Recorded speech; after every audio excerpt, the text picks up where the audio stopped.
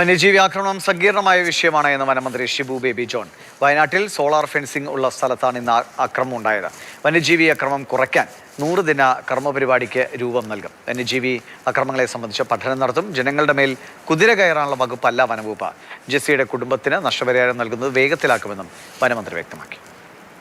വളരെ സങ്കീർണമായ വിഷയമായി തന്നെ നിലനിൽക്കുകയാണ്.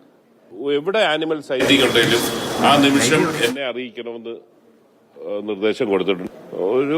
എന്തുകൊണ്ടാണ് ഇത് ഇറങ്ങുന്നതെന്നുള്ള ഒരു ശാസ്ത്രീയ പഠനവും ഇതുവരെ ഗവൺമെന്റിന്റെ പക്കലില്ല.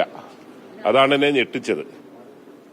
ഇതിന്റെ മൃഗങ്ങളുടെ എണ്ണത്തിന്റെ പെരുപ്പമാണോ, അവിടെ ഭക്ഷ്യത്തിന്റെ ദൗർലഭ്യമാണോ, പോരായ്മയാണോ, കുടിവെള്ളത്തിന്റെ പോരായ്മയാണോ, എന്താണ് ഇതിന് പ്രേരിപ്പിക്കുന്നതെന്നുള്ള ഒരു പഠനവും ഇതുവരെ ഗവൺമെന്റിന്റെ കയ്യിലില്ല. അത് അടിയന്തരമായി അതിന്റെ ഒരു ഹ്രസ്വമായ റിപ്പോർട്ട് അടിയന്തര പ്രാധാന്യത്തോട് നൽകാൻ ഞാൻ നിർദ്ദേശിച്ചിട്ടുണ്ട്. ഈ ഗവൺമെന്റ് ഒരു കാര്യം അസന്നിഗ്ധമായി പറയാൻ ആഗ്രഹിക്കുന്നു. ഈ വകുപ്പ് ജനങ്ങൾക്കെതിരെയുള്ള വകുപ്പല്ല, ജനങ്ങളുടെ മേൽ കുതിര കയറാനുള്ള വകുപ്പല്ല.